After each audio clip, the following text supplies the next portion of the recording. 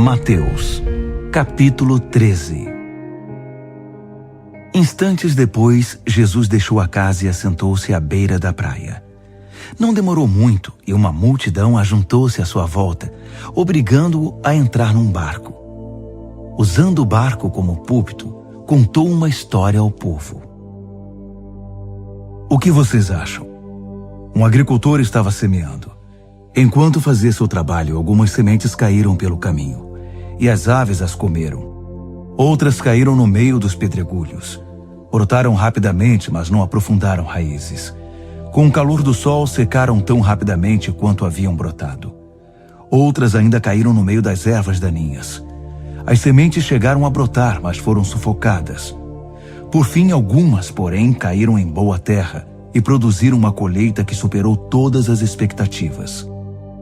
Vocês estão entendendo? Os discípulos perguntaram: por que contar histórias? Ele respondeu: vocês já ouviram bastante a respeito do reino de Deus. Conhecem as suas verdades, mas nem todos tiveram esse privilégio. Quando alguém tem o coração preparado, a compreensão é real. Mas se não houver receptividade no coração, logo desaparece. Por isso conto histórias. Meu objetivo é criar disposição, levar o povo a receber a mensagem. Nas condições em que se encontram, eles ficarão ouvindo até o dia do juízo e não entenderão nada. Vão ficar irritados por ouvir tanto e não entender coisa alguma. Que não se repita a previsão de Isaías. Seus ouvidos estão abertos, mas não entendem uma palavra. Seus olhos estão abertos, mas não veem nada. Esse povo é cabeça dura. Eles tapam os ouvidos com os dedos para não ter de escutar. Eles fecham os olhos para não serem obrigados a ver. E assim evitam ficar comigo face a face e me deixar curá-los. Vocês, no entanto, têm olhos abençoados por Deus, olhos que veem, e ouvidos abençoados por Deus, ouvidos que ouvem. Muita gente, profetas e crentes humildes, daria qualquer coisa para ver o que vocês estão vendo e ouvir o que vocês estão ouvindo, mas nunca tiveram chance.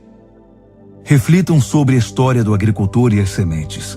Quando alguém ouve as novas do reino e não se apropria delas, elas permanecem na superfície. Então vem um maligno e as arranca do coração do ouvinte. Essa é a semente que o agricultor espalhou pela estrada. A semente lançada nos pedregulhos corresponde àquele que ouve e instantaneamente recebe a mensagem com grande entusiasmo. Mas a palavra não cria raízes. Assim, diante de alguma dificuldade ou quando passa a emoção, a mensagem é esquecida e não sobra nada. A semente lançada no meio das ervas daninhas é aquele que ouve a mensagem do reino, mas é vencido pela preocupação e pela ilusão de manter o que tem e de ganhar mais. A mensagem é sufocada e não sobra nada. A semente lançada na terra boa é a pessoa que ouve a palavra e a acolhe, e a colheita supera todas as expectativas. Ele contou outra história.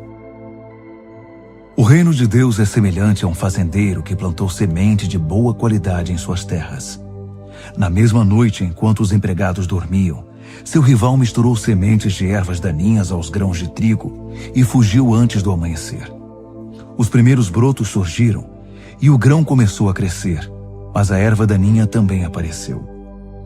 Os lavradores perguntaram ao fazendeiro: patrão, se o senhor plantou semente de boa qualidade, de onde veio a erva daninha? Ele respondeu: algum inimigo fez isso.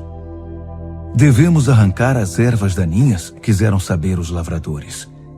Ele respondeu: não, pois se arrancarem as ervas daninhas, vocês vão arrancar o trigo também. Deixe que cresçam juntos até a época da colheita.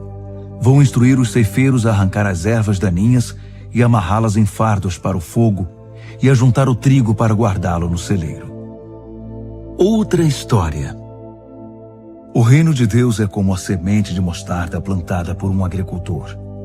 É uma das menores sementes, mas uma vez plantada, germina e cresce tanto que os pássaros fazem ninhos em seus ramos. Mais uma história. O reino de Deus é como o fermento que uma mulher põe na massa para fazer muitos pães, e fica esperando a massa crescer. Tudo o que Jesus fez naquele dia foi contar histórias. Uma longa tarde de histórias.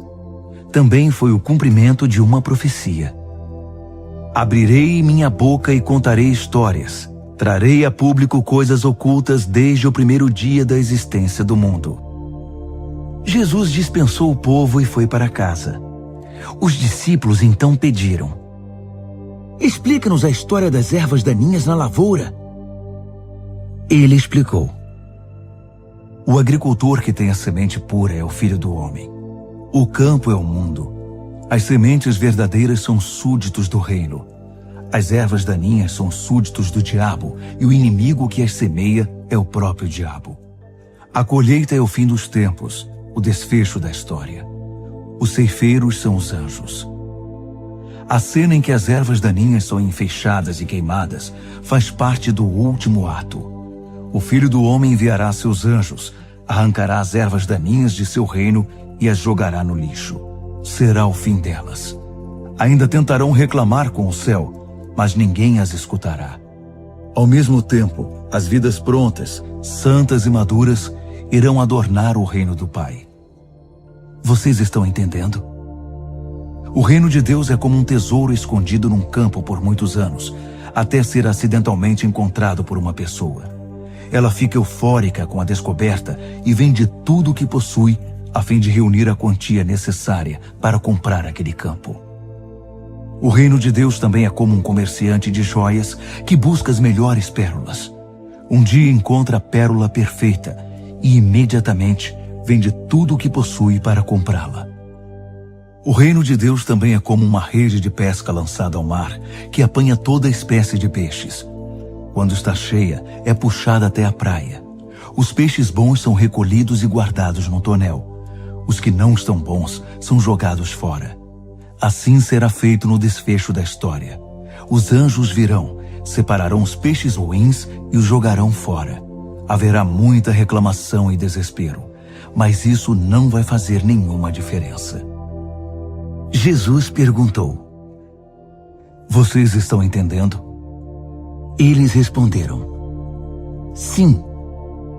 Ele acrescentou: então vocês já devem ter notado que o aluno bem instruído no reino de Deus é como o proprietário de uma loja que tira da prateleira o que necessita, novo ou usado, no momento em que precisa. Jesus terminou de contar essas histórias e partiu dali. Voltou para sua cidade e começou a ensinar na sinagoga. Os ouvintes ficaram impressionados. Ele é muito bom, comentavam. De onde vem tanta sabedoria, tanta capacidade? Perguntavam-se. Não demorou, porém, e já estavam falando mal dele. Ora, nós o conhecemos desde menino, é o filho do carpinteiro. Conhecemos sua mãe Maria e seus irmãos Tiago, José, Simão e Judas. Suas irmãs também vivem aqui. Quem ele pensa que é? E o desprezavam. Jesus observou: um profeta só não é importante em sua terra e em sua família, nas ruas em que brincou quando criança. Por causa da indiferença e da hostilidade deles, não fez muitos milagres ali.